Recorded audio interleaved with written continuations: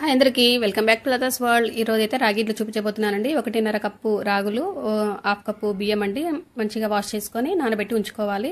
తర్వాత half cup మినపప్పు, 1 tea spoon మెంతులు వేసుకొని బాగా వాష్ చేసుకొని వాటర్ పోసుకొని నానబెట్టుకోవాలి. మిక్సీ పట్టుకునే ముందు 15 నిమిషాల ముందండి అటుకులు నానబెట్టుకోవాలి. హాఫ్ కప్పు నానబెట్టుకొని తర్వాత మిక్సీ పట్టుకోవాలి. చూడండి 15 నిమిషాల తర్వాత బాగా నానినాయండి. నానిన తర్వాత మిక్సీ పట్టుకోవాలి. ఫస్ట్ అటుకులు మినపప్పు వేసుకొని కొన్ని వాటర్ వేసుకొని మిక్సీ పట్టుకోవాలి. తర్వాత రాగులండి కొన్ని వాటర్ వేసుకోవాలి. వేసుకొని మెత్తగా మిక్సీ పట్టుకోవాలి.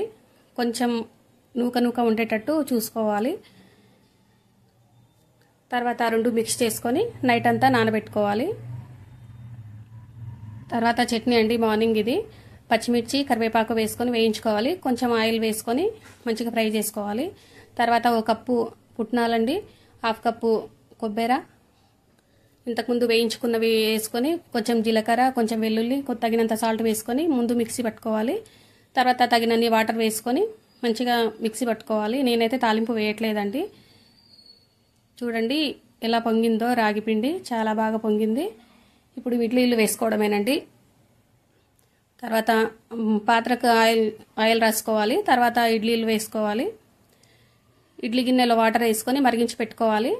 ఆ తర్వాత ఇవి తీసుకెళ్ళి ఇడ్లీ పాత్రలో పెట్టుకొని కుక్ చేసుకోవాలండి. చూడండి బాగా వచ్చినాయి, చాలా బాగా వస్తాయండి. టేస్ట్ అయితే పిల్లలకు అందరికీ చాలా మంచిదండి. ఒకసారి ట్రై చేసి చూడండి. రాగులు చాలా మంచిగా పనిచేస్తాయండి ఆరోగ్యానికి.